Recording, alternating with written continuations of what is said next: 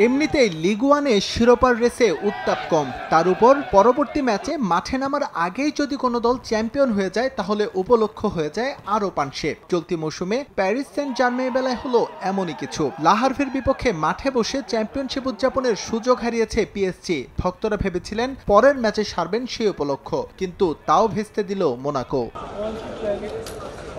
League ওয়ানে point টেবিলে ছিল স্পষ্ট হিসেব। 2 নম্বরে থাকা মোনাকো এতটাই পিছিয়ে যে অলিম্পিক লিওর বিপক্ষে হারলেই শিরোপা নিশ্চিত হবে পিএসজির। পার্ক অলিম্পিকে মোনাকোকে হারিয়ে প্যারিসিয়ানদের হয়ে সেই দায়িত্বটাই পালন করল লিও, যার সুবিধা নিয়ে দ্বাদশ শিরোপা ঘরে তুলল লুই এনরিকের দল। মাঝখান থেকে মাঠে বসে উদযাপনের উপলক্ষ হারালেন ভক্তরা।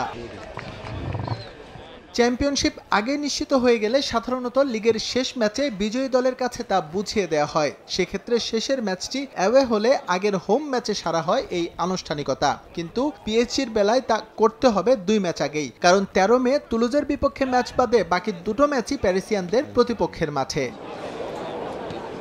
তবে লিগ শিরোপা নয়, পিএসজির সমস্ত ভাবনা আপাতত অধরা চ্যাম্পিয়ন্স লিগ ঘিরে। 2019-20 মৌসুমে খুব কাছে গিয়েও ব্যর্থ হয়েছে ওরা। আবারও স্বপ্ন বুনছে প্যারিসিয়ানরা। বরুসিয়া ডর্টমুন্ড বাধা পেরোতে পারলেই ফাইনালের মঞ্চে উপনীত হবে মার্কিনিয়সরা। তখন তুলুজের বিপক্ষে শিরোপা উদযাপনের ম্যাচটা নিশ্চিতভাবেই হবে ওদের আরও রঙিন।